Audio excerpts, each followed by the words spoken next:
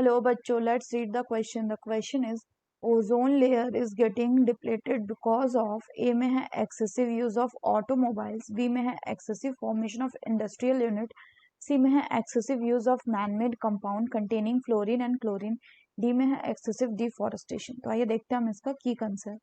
तो अगर हम बात करें इसके की कंसेप्ट की, so the key concept will be ozone layer. तो ओजोन लेयर क्या होता है? ये आपका एक प्रोटेक्टिव कवरिंग होता है, प्रोटेक्टिव कवरिंग जो कि प्रेजेंट होता है कहाँ पे? Which is present in the stratosphere. Stratosphere वाला जो लेयर है एटमॉस्फेयर का, उसमें प्रेजेंट होता है. Stratosphere of our atmosphere, of our atmosphere. Next बात करें तो ये जो ओजोन लेयर है इसका काम है to protect us from harmful UV radiations of सन.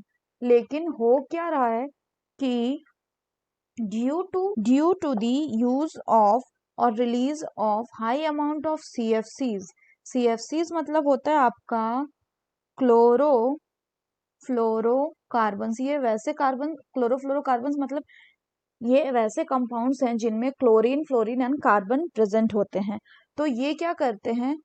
ये रिलीज कर रहा है due to human activities and they are released in the atmosphere and they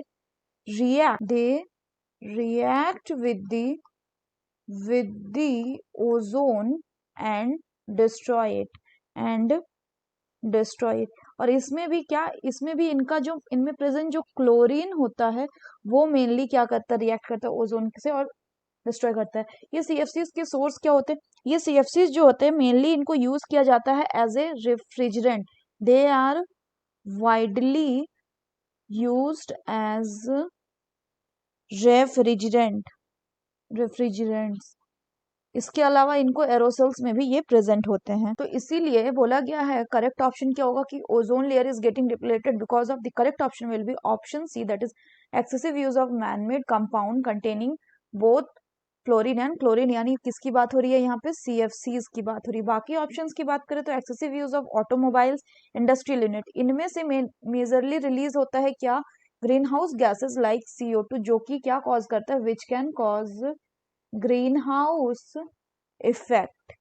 similarly excessive deforestation के कारण सॉइल पॉल्यूशन हो सकता है, एयर पॉल्यूशन भी हो सकता है, क्योंकि अगर प्लांट नहीं होंगे तो प्लांट क्या करते हैं? एब्जॉर्ब करते हैं एक्सेसिव CO2 को, जिससे ग्रीन हाउस इफेक्ट को ये प्रिवेंट नहीं, मिनिमाइज करते. ग्रीन हाउस इफेक्ट जरूरी होता है, it is a useful effect. लेकिन जब एक्सेस अमाउंट में ग्रीन हाउस गैसेस रिलीज होते हैं तो क्या होता है? अर्थ का टेम्परेचर नॉर्मल से या उसके ऑप्टिमम से ज्यादा बढ़ता है, जिससे ग्लोबल वार्मिंग कॉज हो सकती है.